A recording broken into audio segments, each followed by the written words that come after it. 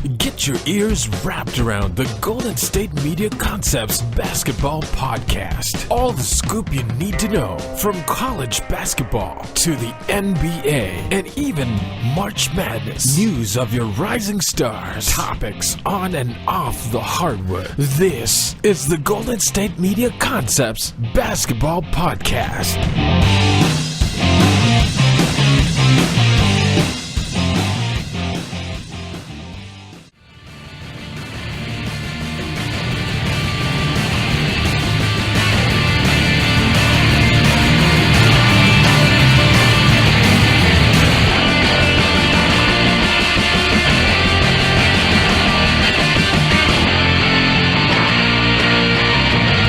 Alright, and welcome to the GSMC Basketball Podcast.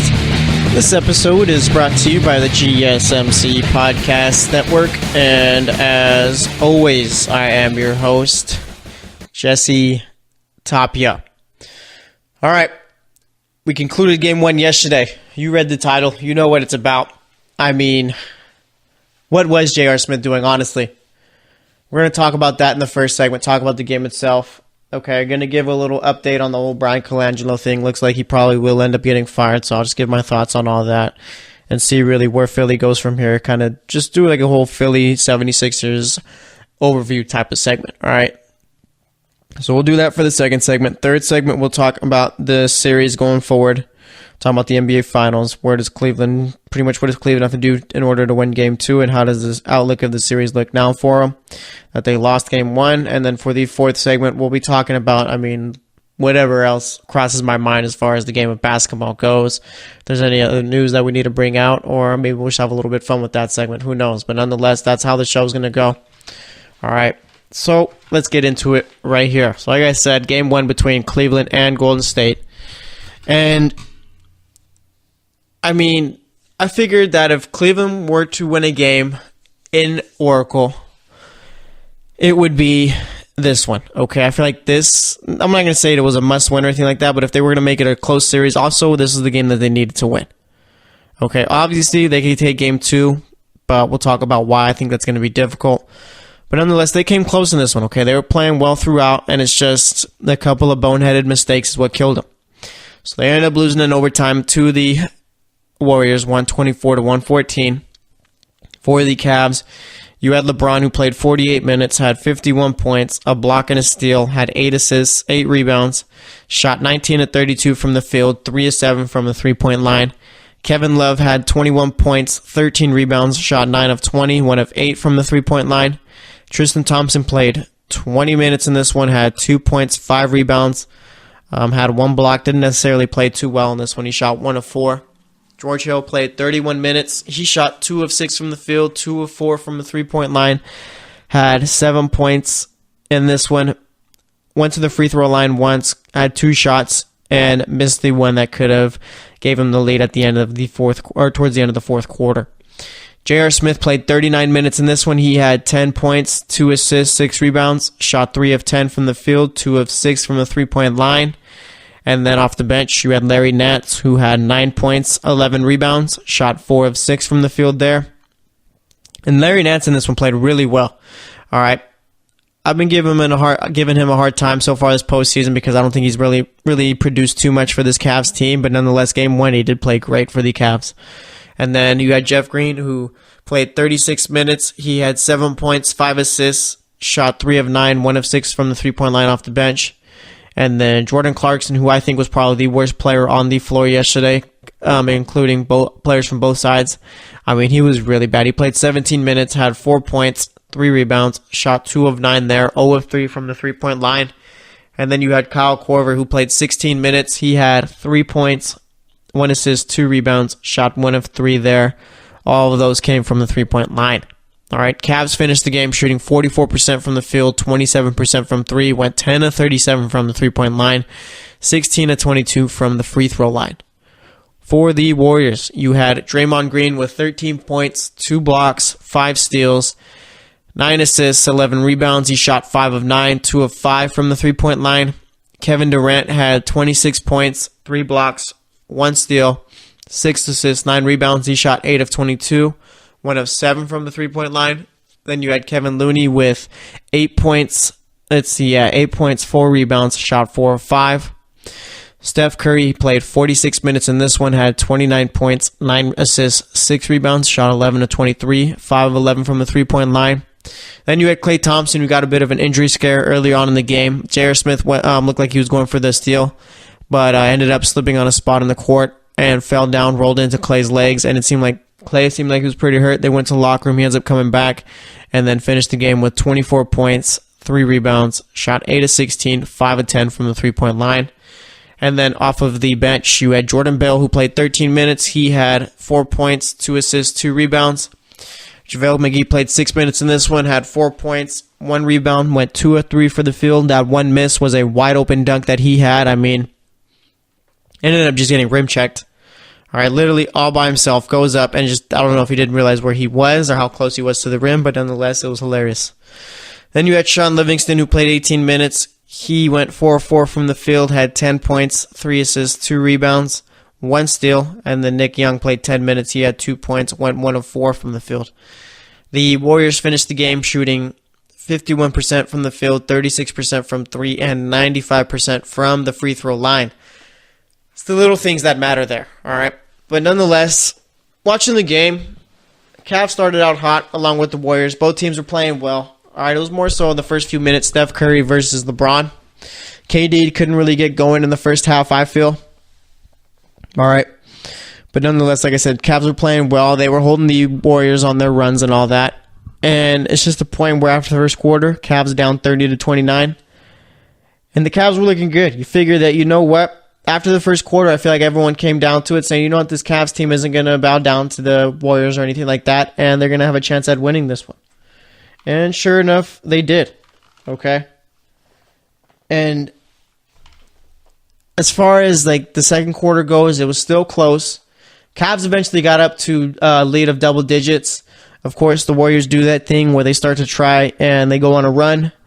They end up being down by 3 towards the end of the first half. Warriors got a chance for a last-second shot. Steph Curry gets it. J.R. Smith tries to go for the steal while the ball's in the air on its way to Curry. He misses for that. Leaves Curry wide open. And Curry was like quite a distance away from the three-point line, but nonetheless, you don't want to leave Curry wide open. He's wide open, takes a shot, ends up tying it up at 56 at the end of the first half. Third quarter comes. Of course, the Warriors get off to a hot start, but nonetheless, LeBron helps the Cavs navigate their way through, keeps it close. Fourth quarter comes, and it's anyone's ball game. The Warriors are leading it for they were leading for most of it. Cavs eventually go to take the lead, and then it's just the late game sequence was ridiculous. All right, so the Cavs end up taking the lead.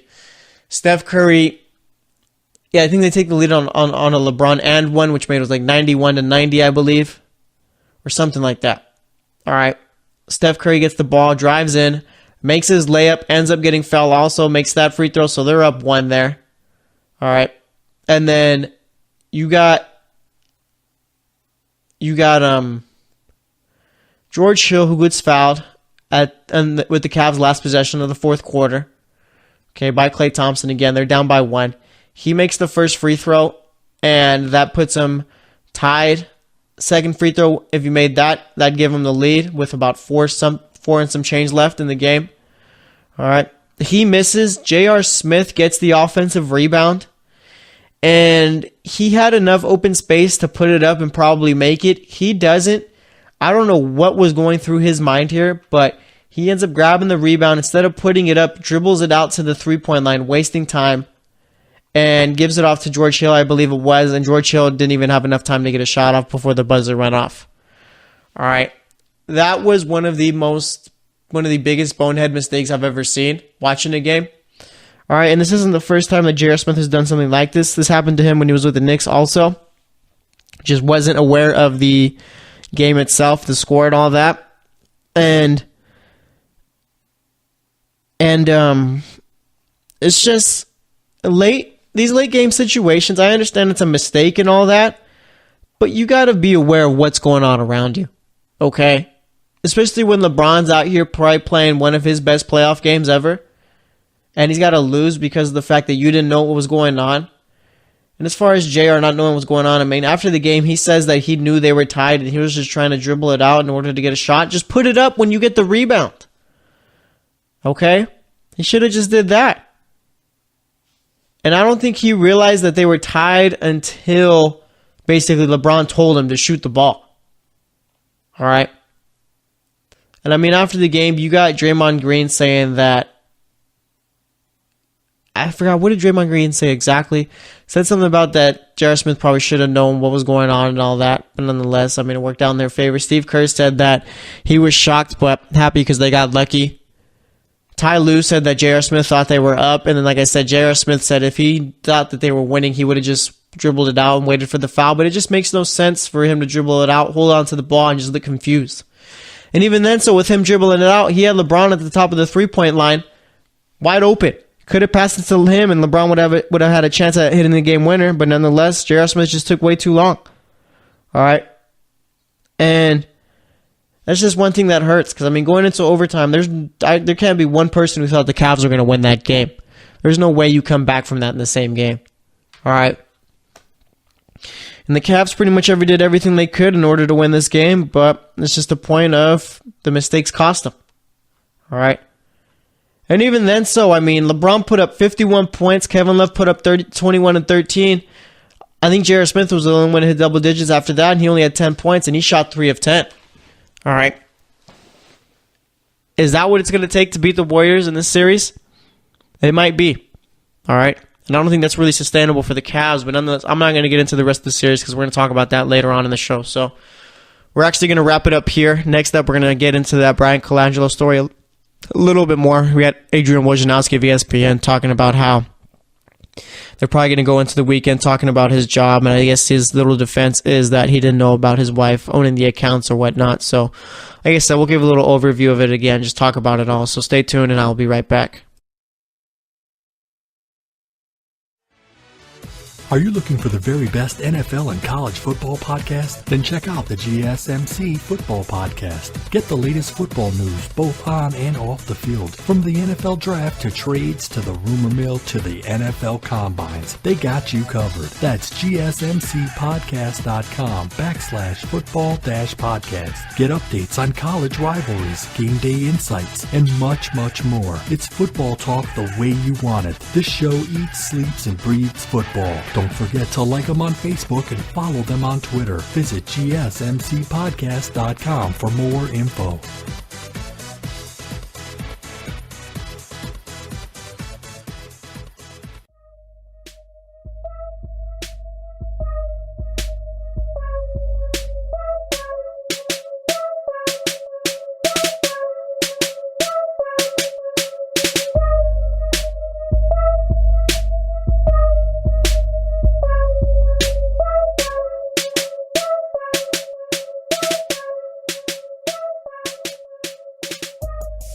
All right, and welcome back to the GSMC Basketball Podcast.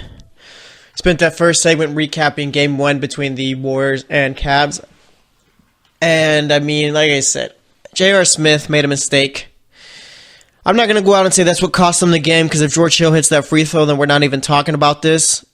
All right, but it's going to be tough for the Cavs to win Game 2. But like I said, we're going to talk about that for the second segment. Now I want to get back into this whole Bryan Colangelo story. All right. So obviously we went in depth about it yesterday. Actually, we spent 2 segments on it yesterday. I don't think we've ever done that about any topic so far since I've been on this show. But nonetheless, I mean that is a story we needed to spend 2 segments on. Okay. I mean this is it's different. I don't even know what to call this story. Okay. We've never seen anything like this. I mean, of course, we've seen Kevin Durant have a burner account and all that, but we've never seen like the wife of a GM or the GM itself in the NBA go out and pretty much question coaching staff decisions and all that, question the players, and just, I don't know, it's weird. It's a weird story. All right, but it seems that now Philly is leaning towards the idea of just getting rid of not Jerry, that's his father, Bryan Colangelo.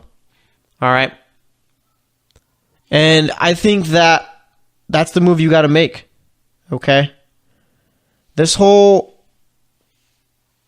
story just isn't professional from Colangelo. Whether it's his wife or whether it's from him, it doesn't matter. Okay? You can't be telling your spouse stuff and having her go out and telling all Twitter. Okay? I don't understand why, because it seems that either account is his or it's his wife's, but nonetheless, it's one of them. Okay? If it's Bryan Colangelo, I don't understand why he felt the need to create Twitter accounts to defend himself and to call out other players. That makes no sense to me. And if it's his wife, I don't understand why she would make Twitter accounts to defend her husband and give out team information. Okay? It's one of those where it's like, did you even think about what could come from this? Honestly, this is children's stuff right here. Okay? Are they that insecure to the point where they have to make 5 Twitter accounts? Are you serious? All right? Like, do they not realize how unprofessional that makes the organization and themselves look?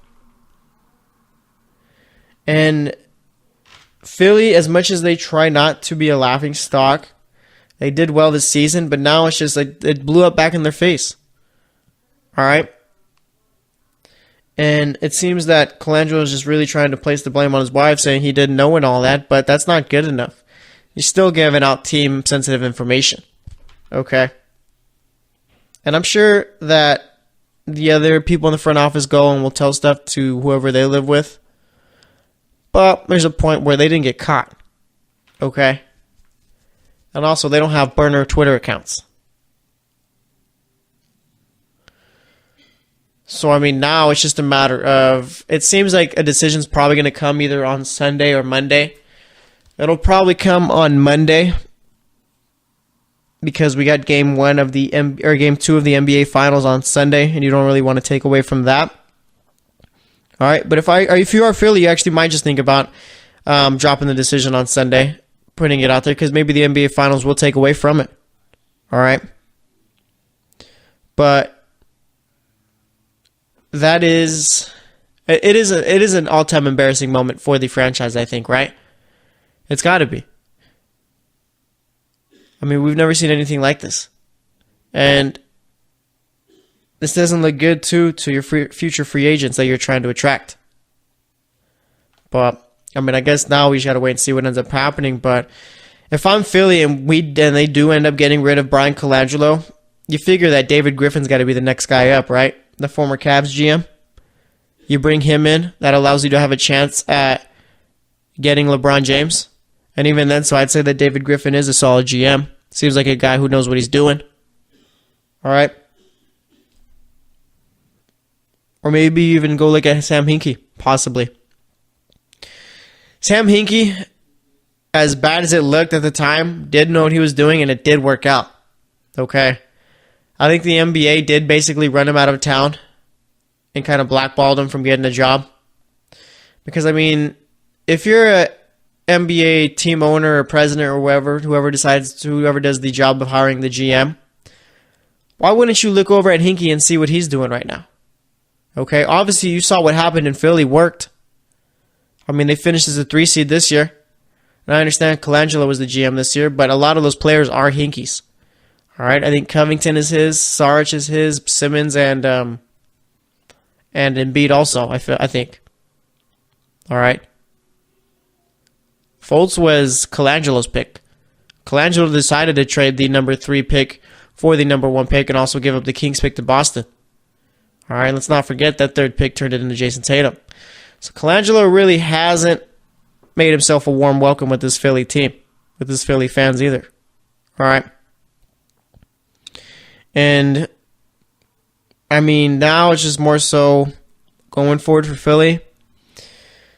I don't think it'll really affect the team itself. Okay, obviously you're going to need a new GM and all that if they do end up getting rid of him. And like I said, David Griffin probably is the guy to bring in. But, I mean, next year Philly should be fine whether or not they bring in a superstar. Okay. Philly already finished as the number 3 seed this year. Next year they'll probably be competing with Boston. I'm not sure how good I expect Toronto to be. since they got rid of Dwayne Casey. But nonetheless, I mean, this whole situation has been a weird one. And you never really, I don't know. I don't really understand it. Okay? Like just thinking about, like, unpunking it all, okay? Just go from the start. Let's say that it's Colangelo, Bryan Colangelo, who came up with the Twitter accounts. Like, how do you not realize, like, and think, you know what? Maybe this isn't a good idea, because if I get caught, I'll get fired, and I probably won't find a job after this. And if you're his wife, how do you not think of that too? Okay? I mean, we got a lot of smart people out there in the world. Someone figured this out, and that's how this got out. Okay? So it's going to be real interesting to see what ends up happening, especially with Colangelo. Will he be able to find another NBA job after this? I doubt it. If it was his wife, that might be his saving grace there. Okay? But it might be something where, like, neither of them could have Twitter, which is kind of childlike, but I mean, it's kind of what you got to do, right? Honestly. But like I said, I mean, if it's his wife, maybe he has a chance at getting another job in the NBA. But if it was him, and that's what Philly concluded, he has no shot. He's done after that. And I don't know, it's just kind of crazy. You got Jerry Colangelo, who worked a lot with USA Basketball. And Bryan, who's been in the league for quite some time, doing jobs out here in the league. I mean, I don't know. It's just a weird situation as a whole. But I mean, talking about Philly, as far as the team goes, I think I'm not going to go out and say that they're championship contenders just yet. I think they got the 10th pick in the draft this year. So they do have another opportunity to get better there. You just re-signed Robert Covington, or gave him an extension this past offseason, and he didn't really look good in year one of that extension, so you got to hope that he steps it up this next season. Ben Simmons, it seems that he does everything with his right hand except for shoot the basketball. If I'm Brett Brown or whoever, I'm telling Ben Simmons, hey, maybe you want to try it out with your right hand. Maybe. Okay? So obviously, one goal for Philly is to help improve Ben Simmons' jumper. You're going to have Embiid coming back next year, who finally played his first fully healthy season. Looked like a top 5 center. I think is a top 5 center. All right. I'd be curious to see if they end up bringing back J.J. Redick or Marco Bellinelli. It seems like they both wanted to be there. J.J. Redick, I think, said something along the lines with, like, this was his most favorite year of his career. All right. And like I said, you got to look forward to free agency, too. I don't think they really have much of a shot at Paul George. I'm sure he's going to take a meeting with them. But like I said, I just don't see it happening. LeBron James is a possibility, but they do got to get Colangelo out of there, I feel. Okay? Because let's say that it was Colangelo's wife, and the Sixers decide, you know what, we'll keep you or whatever. I don't think LeBron's going to want to be a part of that, given that it's just been a whole media circus since Colangelo's taken over. Okay? So we'll see what ends up happening with the Sixers. I mean, obviously you'd like them to add a superstar in the offseason just so they could compete with the Celtics. Because, I mean, they lost to a Celtics team this year who was without their 2 best players, and they lost in 5 games. It's not like it was close or anything like that. All right? But as far as Philly goes, I mean, they're about to start hitting their peak as far as being a team, and you simply just don't want this to be messed up, okay? You want this to go as smooth as possible, so, I mean, if it requires to get rid of Colangelo, then you got to do that. All right?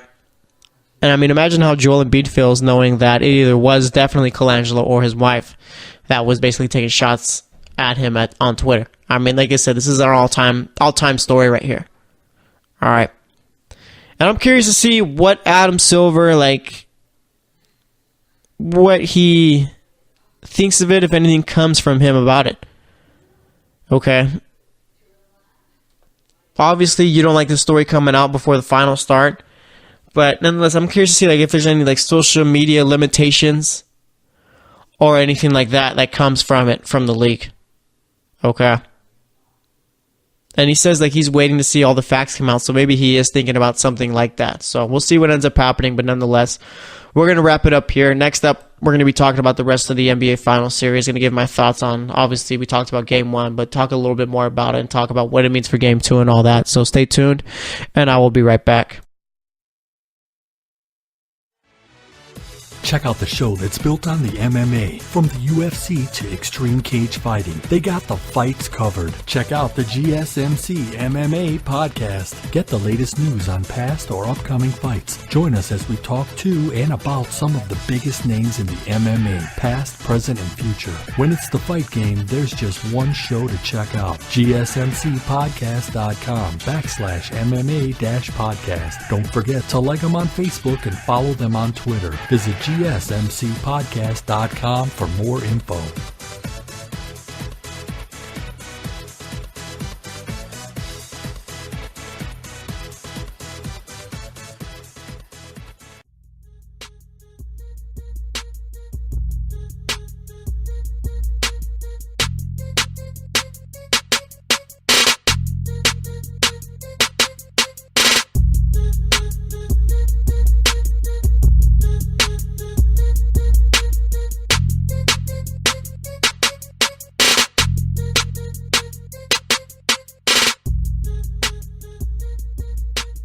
All right, and welcome back to the GSMC Basketball Podcast. So far today, we've talked more about Bryan Colangelo, and we also talked about Game 1 of the NBA Finals. All right, speaking of the Finals, we're going to talk more about that in this segment.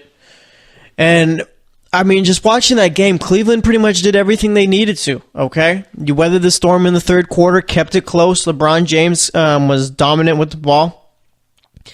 And it's just boneheaded mistakes is what pretty much wrote him off. Okay? That's a game that Cleveland should have won. They did everything they needed to. Okay? They really did. But it's just that J.R. Smith play. And I'm not a Cavs fan or anything close to one, but I've never been so angry at a player, I think, after a play like that. Alright? And I understand it was a mistake and all that, but you gotta have basketball IQ there, don't you? Okay? I get that tensions are high and all that. You're pretty much just thinking, okay, if he makes it, what do we do? Or if he misses it, what do we do there? All right. But I don't think anyone really accounted for J.R. Smith grabbing the rebound and dribbling it back out to the three-point line. I don't understand it. You go up for the ball, go up to the hoop and try and make a close one where he was at. Chances are you probably make it or you get fouled. Okay? And even if you miss, at least you got a shot up.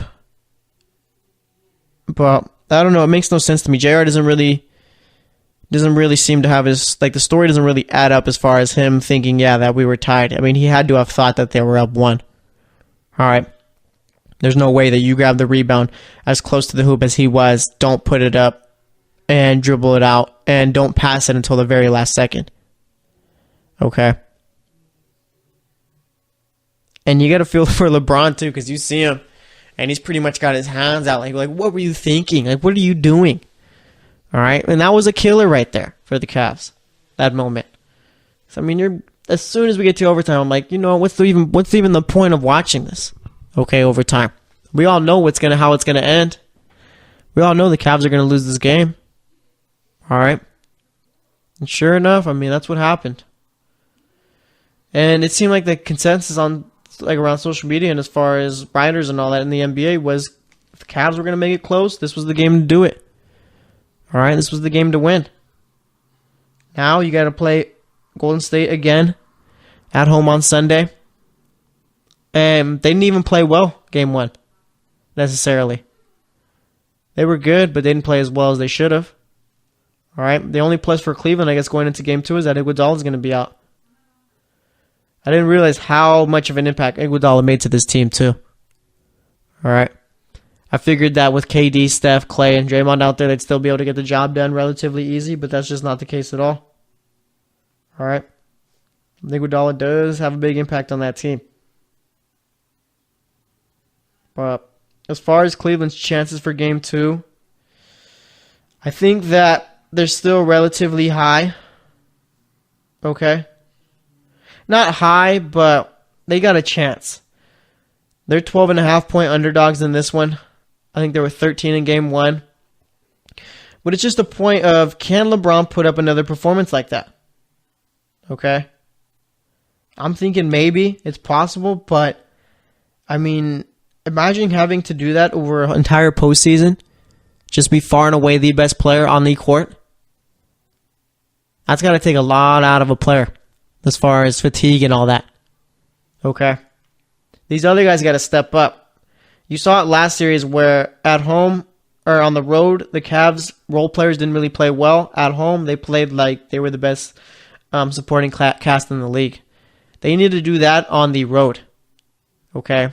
You can't be having it where Love and LeBron are putting up 50, 21 and all that, and then you got all these other guys pretty much not doing a job.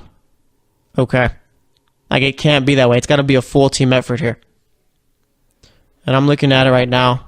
Let me see. Like I said, when you got George Hill only giving you 7, that's not acceptable. J.R. Smith only giving you 10, that's not great. Larry Nance, he gave you 9, but you could tell Larry Nance was being productive out there, so I'm fine with that from Larry Nance. Jeff Green only putting up 7. Clarkson only putting up 4. Corver only putting up 3. That's not great by any means there. Okay? Like, this whole team needs to show up and be ready to go. But, I mean, it seems that this is kind of like what we expected, I guess. I mean, no one really expected Cleveland to really be too competitive in this series, so I guess anything above that is a plus. All right. And it's just now, I mean, like I said, are the Cavs capable of putting up performances like this game in and game out in the finals? All right. I'm not too sure of it. And, I mean, as far as their chances for game 2, we touched on it earlier, but I'm trying to talk myself into thinking Cleveland could win it, given how well they played in game 1, but it's just a point where this team doesn't play well on the road so far in the postseason. All right. They did in the Toronto series, but, I mean, that's Toronto. And it's just now like you're going to need someone else to step up. All right. J.R. Smith's going to have to step up. George Hill's going to have to step up. Tristan Thompson's going to have to be a little bit more active. All right. And he got ejected too in game 1. Probably didn't deserve one, I don't think. But nonetheless, I mean, it was at the end of the game, so it didn't really matter. Kevin Love also lucky he's not being suspended for game 2. All right. When they got in their little scuffle or whatever, he was on the bench. He came off onto the court. Didn't come like far onto the court nonetheless, but he was on the court, and you can't do that when you're on the bench. All right, but yeah, NBA says they're not going to be suspending him, and I think that's the right call. I mean, you don't want to pretty much take all the air out of this series. All right, but now I guess we just look forward to hopefully, I guess like I said, just hoping that it's competitive. All right, the Cavs aren't out of it. I will say that they're not done. Okay. If game 1 was any indication of how the series is going to go, then we're going to have a pretty close series. And I was just surprised watching the Cavs yesterday. And I was thinking maybe more so it's an experience thing with this team. They've been here 4 years in a row. They know what it takes to win it, and they know how to play against the Warriors. Okay. I mean, it's not like this is the first time they're seeing each other. They're well familiar with each other, I'm sure. All right. And I think that was a plus right there. And I think that's one thing that they could hope for is just to pretty much use their experience to stay in the series. All right. Because like I said, Cavs aren't, as bad as they've been this postseason, aren't pushovers. They do have a chance still. I'll go as far to say maybe win the series. Okay. I don't think that they are, but it is a possibility. It's not something that's as far off as I thought it would be. Like I said, only if game 1 is any indication of how the series is going to go. Okay. And it's honestly kind of ridiculous to see that LeBron is the first player in NBA history to put up 51 points in a postseason game and lose. And I mean, that's got to be real deflating for him too. just to play as hard as he did and put up the stats that he did and still lose. Like, it's still not enough. All right. I think Cleveland can bounce back from it. Again, I do see them taking one game when they go back to Cleveland, whether it's game 3 or game 4. And if they take game 2 and take one in Cleveland, I mean, that's best case scenario. Coming back game 5, tied 2-2. All right. So we'll see what ends up happening, but I am expecting now, given game 1, all right, I am expecting to have a better series, a more competitive series than I thought it would be. All right. And with Cleveland, this might be their last time playing with LeBron James, having LeBron James on their team. So obviously you want to go out about as good as you can, but I don't know, we'll end up seeing it. As far as the Warriors go, I mean, KD, what's going on with Kevin Durant so far in this postseason? I don't think he's been kind of just as good as we've seen from him. All right. I'm not sure if it's nerves or if he's just going through a slump, but he just doesn't seem to have like that little it factor right now. All right. And of course, he's going to go out and drop 26, but I mean, that's just a given. He's always going to be able to do that. But it's just, he hasn't looked as dominant. All right. Steph Curry's looked good. Clay's looked good. Draymond is Draymond. And it's just KD just seems like it's like he's kind of playing awkwardly or just uncomfortable out there. I don't know. It just seems weird watching him out there. All right. And like I said, I mean, the Warriors are lucky that Clay didn't end up getting like a bad injury when J.R. Smith ended up rolling into him when he slipped. Because that did look like a bad little injury right there. All right. And I guess this Warriors team, like I said, I mean, they do really need Andre Iguodala. It just seems like they're out of sorts when he's not out there. And it seems like he's doubtful for game 2, so that's another opportunity for the Cavs to go out and steal one. All right. So we'll see if they end up doing it, but nonetheless, we're going to actually wrap it up here. Next up, we'll be talking about anything else going on in the world of basketball. All right, so stay tuned, and I will be right back. Check out the show built around the women of MMA. From the UFC to the extreme cage fighting, we got the fights covered. Listen. It's the Golden State Media Concepts Women's MMA Podcast. The latest news of upcoming fights, discussions of previous matches. Join us as we talk to and about the biggest names in women's mixed martial arts, past, present, and future. When it's the women's fight game, you know where to listen to. The Golden State Media Concepts Women's MMA Podcast.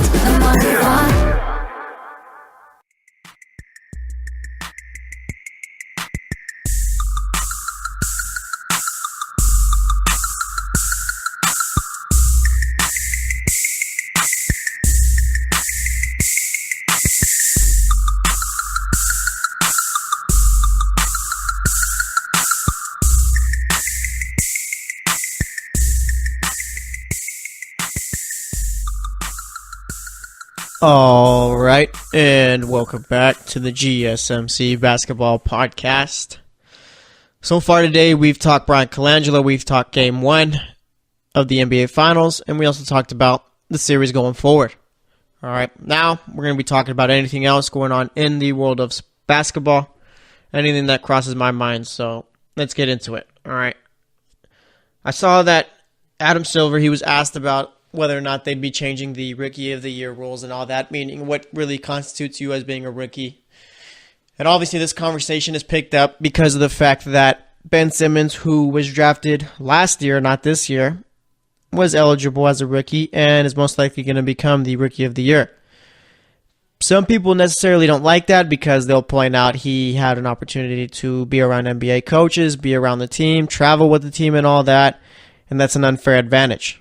Okay, even though he played 0 times last year and did not practice with the team. All right. Where I fall on this whole argument is Ben Simmons is a rookie. Okay, and I think that whole spending time with the team thing is a little bit overblown. Given that when you're injured, you're not at the practices or anything like that. Okay? You're with the team doctors the entire time and just pretty much rehabbing your injury. You're not at the practices watching them there. You're doing other stuff. You're not with the team the entire time. All right. Blake Griffin did an interview with the podcast, part of my take of Barstool Sports, and pretty much just talked about when the year, because Blake Griffin had the same thing too. He didn't play his rookie year because he was injured. The next year he came out, and I think he ended up winning Rookie of the Year or whatever. Kind of like the same thing with Ben Simmons. Okay, Blake Griffin said that he wasn't with the team at all. All right, he was only with him for training camp. After that, he was never really with the team. All right, so I don't understand how that really helps you going forward. It's all just trying to rehab your injury. All right, and I don't even think they really need to change the rule. I think it's fine the way it is. I mean, there's not too many times where a case like this happens. Okay. And I feel like if you don't play your rookie year because you're injured, yeah, you should be able to be considered a rookie the next year. You have no NBA experience. You didn't play. So that's one thing. I mean, I guess I kind of get where they're coming from, but I kind of don't at the same time. All right. But nonetheless, that's something that was brought up. Like I said, I'm fine with the rule the way it is. All right. I'd be fine if Donovan Mitchell won it. I'd be fine if Ben Simmons won it. If Jason Tatum somehow won it, I'd be shocked. I don't think he deserves it over those two guys. All right. But nonetheless, I mean, I'm thinking about Finals MVP awards and all that. I'd say that that's the last thing Steph needs to get, right? Let's say that the Warriors end up winning the title. All Steph's missing is an MVP award finals. He's already got 2 regular season MVPs. He's already got 2 championships. All right. One of the best the best three-point shooting season in the history of the NBA. He's already the best shooter in the world. Best shooter of all time. All he needs is that finals MVP. And if he gets that finals MVP again, I'm going to ask the question, where do we regard him as far as being an all-time great player? All right. Is he top 20 if they win the title and he wins the finals MVP? I'd figure that you need to have the greatest shooter of all time in the top 20, right? And it's not like all he does is shoot. He's a solid point guard, also knows how to pass the ball, do the intangible stuff. He can play defense. He's not necessarily the greatest player on defense, but he does the job well. All right, and this is something I brought up before as far as we eventually need to start having this conversation about Steph Curry. All right? But even then, so I don't even think we talk about Kevin Durant as far as being an all-time great player. Do we? And if we have, I don't think I've been there for that conversation. All right? And I'm not sure why Kevin Durant isn't really highly regarded like that. All right, Kevin Durant, without a doubt, is one of the best scorers of all time as far as all 3 phases of the offensive side of the ball.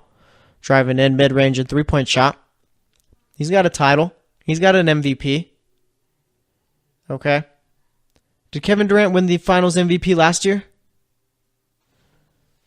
Let me double check that. All right. But like I said, I mean, Kevin Durant is someone we should be regarding highly also. All right.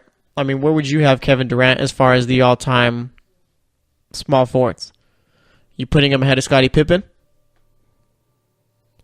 I think that's something we need to look at too, just the all-time greats at each position. He's a 9-time All-Star. Yeah, won Finals MVP last year, was a Rookie of the Year. All right. 7 times on the All-NBA team, 4-time scoring champ. Rookie of the Year, like I said, MVP 2013, 2014. He was an All-Star MVP. All right. Let me see, really. As far as, let's see, look at his all-time stats. 10th all-time in made field, or actually he's 10th active all-time in made field goals. 66th among career NBA players. All right. Let's see. His career averages, he's 27 points per game, 7 rebounds, 4 assists, nearly 50% from the field, 38% from 3, nearly 90 from the free throw line. I mean, that's got to be a guy we regard up there. He's got the resume, okay? And I understand that people try to take things away from him because of the fact that he did go from the Thunder to the Warriors. All right? I think it's maybe time that everyone gets over that. But nonetheless, let's look at Curry's stats right now. Curry's a 5-time All-Star, led the league in averages of steals in 2015-2016, 4-time All-NBA player, 2-time MVP, only unanimous MVP ever, made the All-Rookie team 2009-2010, 2-time NBA champ, and had the scoring title in 2015-2016. Steph's only averaged 23 points per game. All right. but I mean, that has to do, I think, he's still kind of trying to catch up as far as the first 3 seasons of his career. I mean, 2010, 2011, which was his second year, he averaged 18. 2009, he averaged 17. 2011, he averaged 14, but only played 26 games that year. And then since then, he's been averaging 22, 24, 23, 30, 25, and 26. That season where he scored 30 points per game back in 2015, 2016, I think that was his unanimous MVP year right there. Let's see. Or was that? It might have been the year before. But, no, it had to be the 30-point, the 30-point per game average right there. But nonetheless, I mean, yeah, like I said, if he ends up winning the Finals MVP, we do got to regard him as far as being an all-time great. Not top 10 or anything like that, but he's at least top 20. All right? And I don't know why people really don't look at the Warriors players as far as all-time great players yet. Clay, sure, no. Draymond, no. But KD and Steph, I mean, they got to be up there eventually. All right? But we'll see what ends up happening. I mean, we've still got ourselves a series here. It's not like the Warriors won game 1 and it's over. The Cavs put up a good fight. The Cavs still have a chance at doing something in this series, as much as some may think that they don't. All right. And I mean, looking at it, we talked about it again a bit yesterday. I think that this is the last installment of this rivalry. All right. I don't think that the Cavs will be making it to the finals next year, and it's tough. I mean, for the Warriors to make it 5 years in a row. All right. That'd be something else. Has there ever... Oh, yeah, I forgot that the Celtics went there a bunch of times. That's weird how the NBA is, where you got teams who have been there so many years in a row. I mean, I talked about on the sports podcast, who looked at the NFL, tried to see teams who have done it, made the Super Bowl 3 times in a row. It's only the Dolphins and Bills that have done that before. All right, but in the NBA, I mean, we've had the Celtics who have been about 10 times in a row. What was it? All right, just constantly there year after year. Let's see, anything else going on in the world of sports or in the world of basketball before we wrap up? Like I said, there's no suspension coming for Kevin Love for coming off the bench when they got into it at the end. Jim Boeheim is interviewed for the Pistons head coaching job. Jim Boeheim's a very good college basketball head coach. I think that I don't really trust college coaches in the NBA.